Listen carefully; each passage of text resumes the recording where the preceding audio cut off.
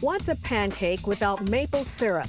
And why is Vermont the main supplier of this sweet staple? Now, some Northwest folks want in. More sweetness as we discuss honey and the industrious little creatures that produce it. They tower over us, providing clear air, water, and shade. See what's being done to protect our valuable tree canopy. These stories and more next on CityStream.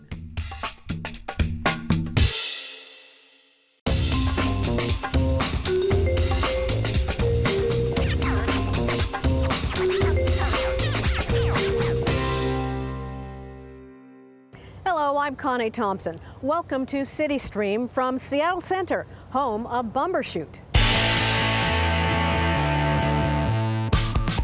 Seattle's iconic music and arts festival returns this Labor Day weekend after a 3-year hiatus.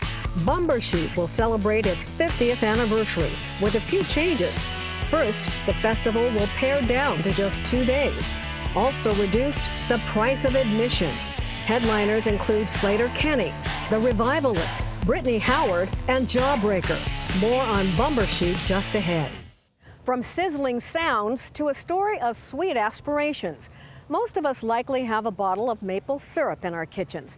And despite being surrounded by maple trees here in the Northwest, we've never been a player in the billion-dollar syrup industry. Well, a group of people is trying to change that.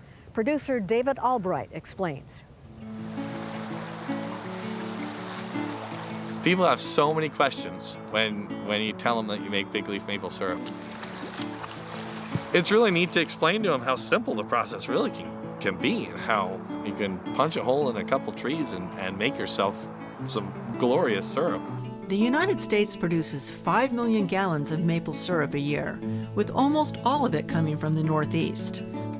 But today, a budding movement is forming to make syrup using an underappreciated resource we have in abundance here in the Northwest, the native big leaf maple tree. It was regarded as kind of a weed. Foresters tried to eradicate it so that they could get more Douglas fir and hemlock and more valuable species, but it's stubborn and it persists. When it comes to syrup production, not all maples are created equal. There's a reason why the East Coast sugar maple has become the industry's workhorse.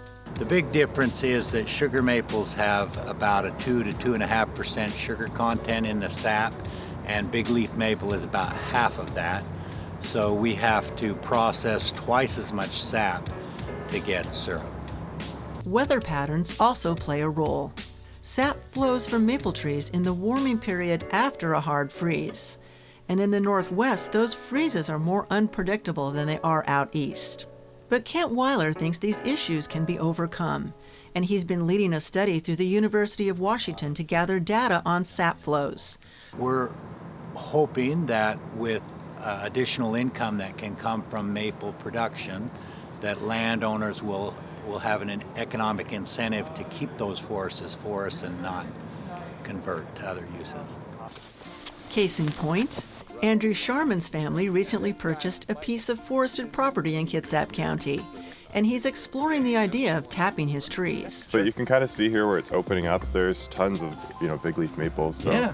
Jeff Rupert has offered to take a look at the property to assess its syrup-making potential. Walking through his property, it's perfect. Gentler slope would be nicer, but we beggars can't be choosers in Western Washington. It's gullies.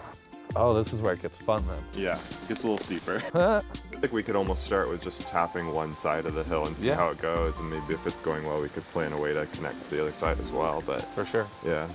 After the sap is collected, processing it into syrup is the next piece of the puzzle. Andrew could either buy his own equipment, or he could take it to Jeff, who's built a sugar shack on his property, complete with reverse osmosis system and an evaporator. Both are machines used to remove water content from the sap, leaving just the concentrated sugar and flavor. I bought this equipment with the idea of participating in a co-op or having local landowners come to me to be able to help them out. So what we have is the two divided pans. There's basically baffles in between sections. And so this will be your rawest sap over here. And as it heats up, it actually moves closer to the finishing pan. Today, hobbyists like Jeff are the majority of big leaf maple syrup producers in the state. There's just one company making and selling big leaf maple syrup on a commercial scale, Neil's Big Leaf in Whatcom County, with a couple of others working to get licensed. The hobbyists of today, with the potential to become the industry of tomorrow. We'd like to see it develop somewhat like the wine industry, so that each valley and each county has their own special blends and flavors. We've already seen that some syrups from Quilcene, for example, taste different from ones from Sultan, and we think that's kind of exciting and unique. Big leaf maple syrup is a bit richer. A lot of people will taste hints of like a toffee or a caramel. Chefs and bartenders really like it because it's good for mixing drinks and putting on salmon. I really enjoy it over like yogurt or ice cream. I normally tell people that it's not a pancake syrup, but then again, I have friends and family that will float their pancakes in it. Many think big leaf maple syrup could represent a new Northwest staple, one that could help us celebrate and preserve what makes our region unique. Imagine small-scale producers selling bottles at Pike Place Market and farm-to-table restaurants incorporating their favorite varieties into seasonal menus. I could see it being a tourist attraction, really. People flock to sugar shacks on the East Coast to be able to see the operation and see the billowing steam and smell, and I could totally see that happening in key locations in Western Washington. And it's not too far off. My crystal ball says 3 to 5 years.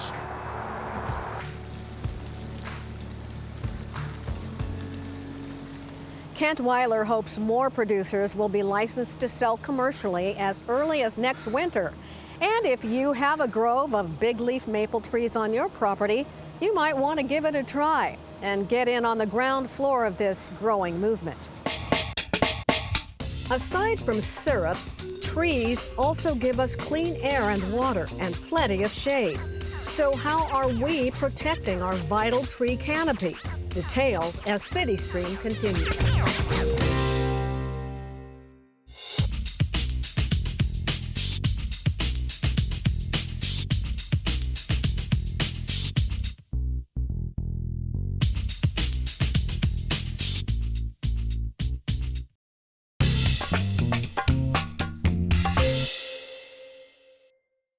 Mature, decades-old trees play an important role in human health, from cleaner air and water to life-saving shade as temperatures rise. And that's true even within the city limits of a major metro area. Producers Michael Crow and Pete Kassem look at the work underway to protect and grow Seattle's urban tree canopy.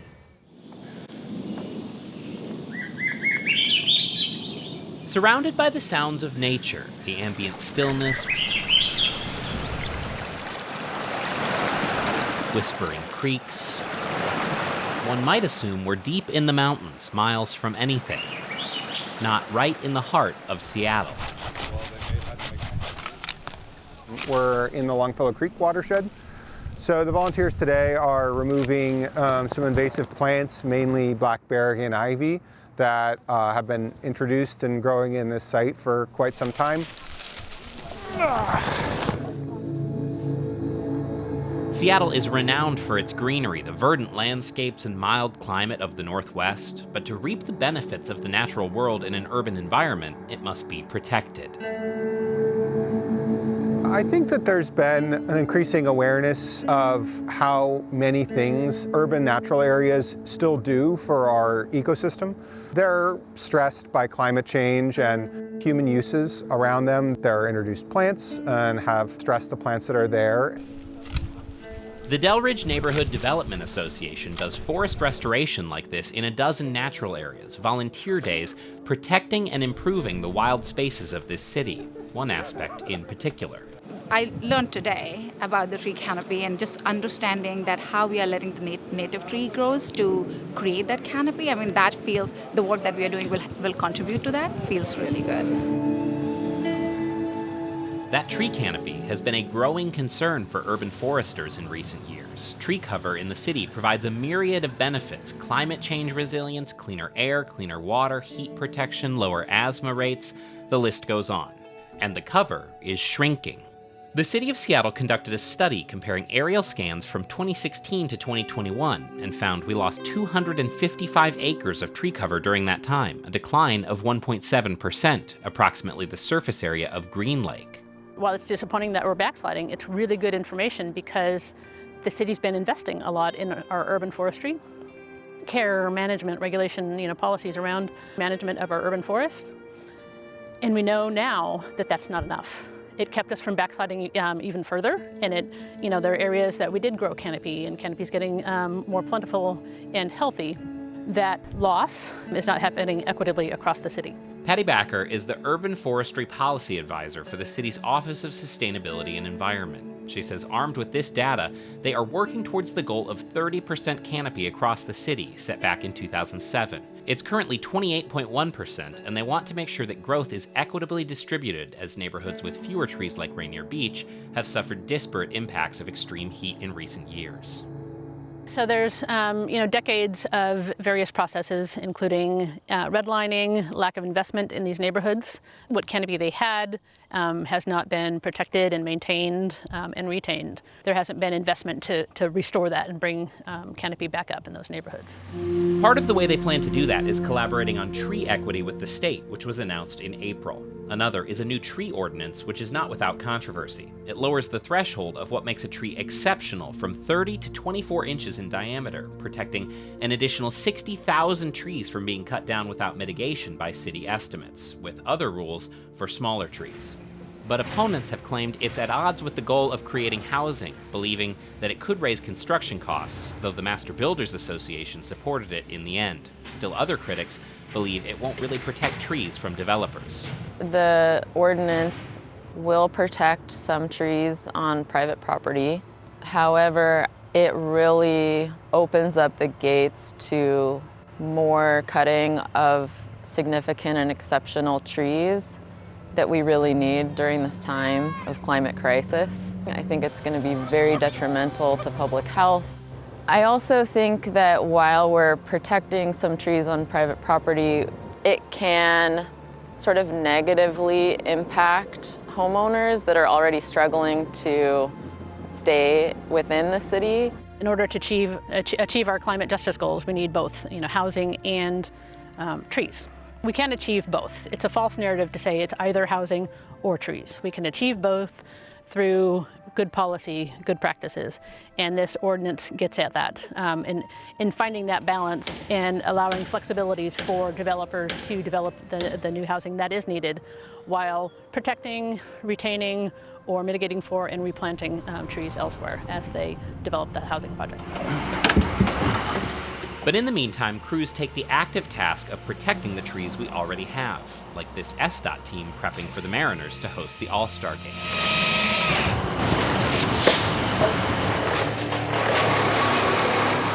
So right now he's just checking what 14 feet over the road looks like. That's our clearance that we have to hit. And helping those impacted by damage and disease, like this parks crew. So we tend to see the sickest patients. We see prevalence of disease throughout the canopies. Dutch elm disease is pervasive across the country, and that's always taking a few each year. And then we're having bronze birch borer. The ongoing dance to coexist with nature in an urban environment. If we don't do the clearances that are required on these trees, trucks that end up hitting these branches that get torn down and causing a lot of damage to the tree that could have been mitigated. One thing is clear: established, healthy trees change a space for the better, both aesthetically and through the many human health benefits, especially as we look to the future and the growing impacts of a changing climate. So you can see behind me here we have some fairly large well-established conifers. There are a lot of natural areas around Seattle that don't have large established conifers. They lack a lot of the habitat and ecological values that large coniferous forests can provide. Both of these sites are getting conifers planted, depending on climate and depending on the health and progress of the restoration at this site. We hope that they'll continue to grow and be able to be major parts of the canopy in decades to come. You can learn much more about the Urban Forestry Commission, including details of the new tree ordinance, by going to this website, seattle.gov/Urban Forestry Commission. One word. Up next, we'll talk Bumbershoot. And later, we love their honey, but bees also make many of our favorite fruits and vegetables possible. How to help bees thrive as CityStream continues.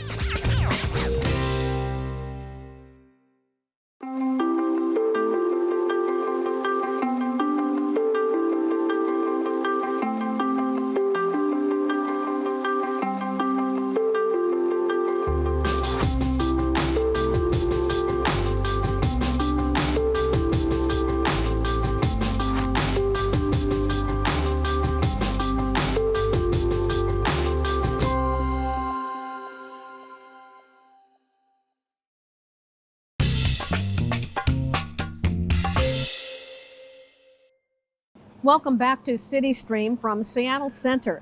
You know, we are just days away from a Labor Day tradition we've missed the last few years, Bumbershoot. Joining me now is Mark Jones. He is the Director of Marketing for Seattle Center. Mark, welcome. Thanks for being here. Thank you for having us. All right, we're just days away from the big event. How are preparations for Bumbershoot coming? Well, we are definitely busy. We're super excited about the 50th anniversary of Bumbershoot returning after 4 years. You know, post-COVID, there's a lot of activity coming back to Seattle Center, and we're just thrilled to have all the planning underway, stages loading in, crews getting on site to set up the 5 stages with over 50 plus bands coming this year. So excited to welcome back the community for this annual tradition. I know a lot of people are excited as well. Speaking of performers, tell us more about some of them and where they will be performing. Yeah, so as I mentioned, there's 5 different stages throughout campus. So the mural amphitheater is going to be the highlight, Fisher stage, the fountain stage. There's a couple new stages this year, one up in KXP's courtyard, which is exciting to welcome people to. And there's just a huge amount of artists, 50 artists. You know, my favorite is actually Fatboy Slim that's coming back, but we've got the Revivalists, Phanogram. You and I were talking about Brittany Howard earlier, who will be on the Fisher stage. So just a really diverse mix of artists that we're excited to perform here at Seattle Center to celebrate the 50th. Now, a couple of important changes to talk about this year. Bumbershoot will be not 3 days, but only 2. Tell us more about that. Yeah, so historically the festival has been 2 to 4 days. It's kind of changed over the 50 years. You know, we wanted to come back strong with a really robust lineup, and 2 days was better to start with to build back, especially after the pandemic. But we're excited to welcome, all those guests. And our goal in the future is to not just have Bumbershoot be 2 days or 3 or 4, it's to have a year-round activities throughout the city that are branded under the Bumbershoot brand. So featuring arts, culture, music, comedy, etc. So that's the end goal here for the festival. That will be real exciting, looking forward. Tell us more about the other change, which is prices. It's going to be not as expensive as before? Yeah, that was a big, important goal for us and our new partners, New Rising Sun, to make sure we had an affordable festival. Prices have gone up dramatically to see artists. I mean, we were talking $150, $200 for other festivals. We launched with a $50 ticket or a 2-day $85 ticket, which thanks to our partners at Amazon, we were able to keep those prices down. So that unique partnership and Amazon's gift to really help us relaunch the festival has been huge. So, our goal also is to work with many nonprofits throughout the community. New Rising Sun and Third Stone, the nonprofit that's helping produce it, is providing 5,000 free tickets that will be distributed throughout those different nonprofits. So really just trying to create access and reduce barriers so people can return to the festival and enjoy it. Awesome. Now, for that price of admission, I can go to any of the performers I want to see? Yeah, so the campus there'll be multiple gates and access. There'll be the multiple stages. All of them will be accessible The lineup is really rich. If you go to bumbershoot.com, you can check it out. I always try to plan ahead and mark off who I'm going to see. So I've already marked up my list for the weekend, but you'll be able to move kind of between the acts, and it's kind of scheduled so you kind of experience the grounds. And not only there'll be music, there'll be art displays, there'll be a fashion district, there'll be some really new, unique surprises that I don't want to spoil for people that are going to come down, but it's definitely something not to miss. What advice do you have for people who've never been to Bumbershoot before? Yeah, I think, make sure you go online to bumbershoot.com and plan ahead, figure out what you're allowed to bring into the festival. Come early. There's a lot of parking. There's transit access throughout Seattle Center. It's really easy to get down here. And then, get here early so you don't miss the expansive lineup, which really is from, 12:30 till 11:30 p.m. And hopefully Bumbershoot is back for good. That's the goal. So this year, we're excited. We've got basically a 10-year agreement with our new producing partners. And our goal, as I mentioned earlier, is to grow it out, not from just 2 to maybe 3 days in the future of the festival at Seattle Center, but the nucleus of Bumbershoot always happening here, but expanding throughout the community to really enliven the arts and cultural and activate downtown, really working with Mayor Harrell and his goals of one city and just revitalizing the city, which Seattle Center is such a bright spot in that. And we're just excited to welcome everybody back this summer. All right, well, Mark Jones, Director of Marketing for Seattle Center, thanks for joining us. Thank you, Connie. Coming up, Bumbershoot isn't the only thing causing a buzz around town. How we can all help bees thrive next.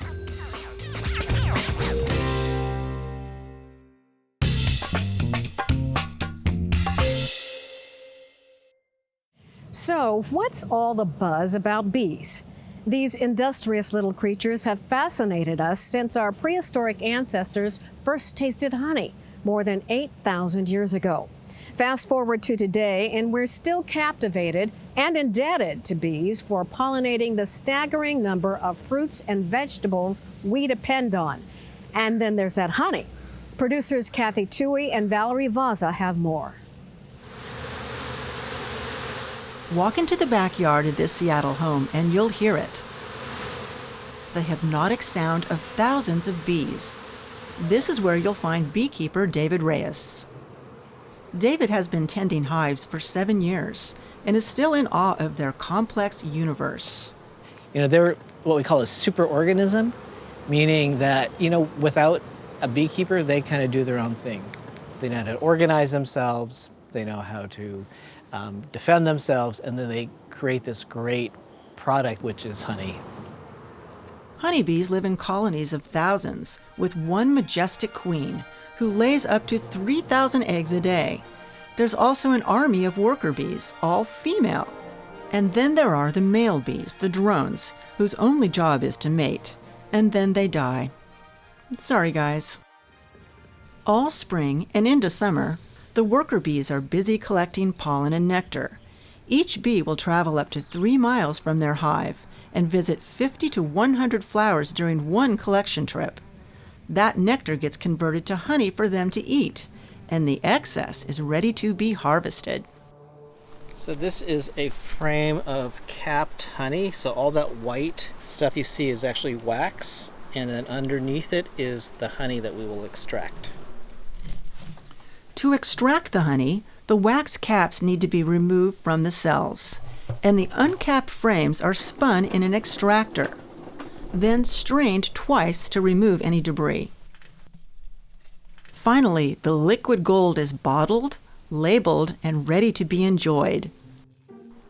Backyard beekeeping can be very rewarding if done properly. It can also be time-consuming, expensive, and physically demanding. So what's the best way to start? One would be to take a class, and 2 would be to find a local beekeeping club to just start developing, relationships with other beekeepers. There are regulations about how many hives you can have and where they can be placed, so getting educated is key. Which brings us to some common misconceptions about bees. First, not all bees can sting. Second, not all bees make honey. And last, not all bees are social bees that live in hives. In fact, of the 20,000 species of bees across the world, only 4% are honey producers, and only 8% live in hives. Dave Hunter, founder of Crown Bees in Woodinville and an expert on native bees, explains. So out of all these bees in North America, 90% of them are solitary, meaning every single female bee is a queen. She lays her eggs and she survives 6 weeks, and the eggs she laid this year are next year's bees. Where do they nest? 3/4 will nest in the ground, then maybe 20-25% nest in holes in a tree or a reed. These native bees, like the carpenter bee, mining bee, squash bee, and bumblebee, to name a few, are really the unsung heroes of the pollinator world. Without native bees and non-native honeybees, 1/3 of the fruits and vegetables we eat would simply not exist. We rely on both of them. However, they spread pollen in very different ways. Honeybees carry their pollen stuck to their hind legs, so 95% of pollen heads back to the hive. Native bees are messier. They belly flop into flowers, dry pollen on their sides, next flower belly flopping in, the pollen's falling off with every single trip, and so 95% of the pollen is spread. Clearly, native bees are essential to agriculture, and they're starting to get the attention they deserve, which is important because they're declining at a rapid rate. Competition with honeybees is part of the problem. Too many hives can overwhelm an area, pushing native bees away from food sources. I'm doing my part by planting a lot of pollinator plants for both of them. If we did that on a bigger scale, then they could coexist better. Whether it's pesticides across the country, or where we remove their habitat, they don't have the food, or where they used to nest, or we've introduced disease, the common denominator is us. Dave's goal is to create flourishing communities of bee raisers by providing high-quality native bees, bee houses, and guidance for customers all over the country. These cavity nesting bees, like mason bees and leafcutter bees who expertly line their nests with leaves, are virtually stingless and require little maintenance, making them easy to raise. How can we help these bees thrive? Part of it's education. What you've learned here, spread to others. And lastly, if you're in a place where you can raise bees, try to do so. The most important thing we can do for all bees is to plant more pollinator-friendly gardens. Choose native plants with staggered bloom times and put away the pesticides. Also, create nesting sites by allowing areas of your yard to just go wild. State and local agencies are already taking steps to help pollinators. Seattle City Light, for example, has transformed several of its properties, like this Magnolia substation, into pollinator habitats. It's tough being a bee, and I think that more that people learn how to help them succeed and think through their success, I think the world will be a better place. If you're inspired to start a bee-friendly garden or add to the one you have, take the guesswork out of your planning and use an online native plant finder, or visit your local garden center where staff can point you in the right direction. And remember, if you plant it, they will come.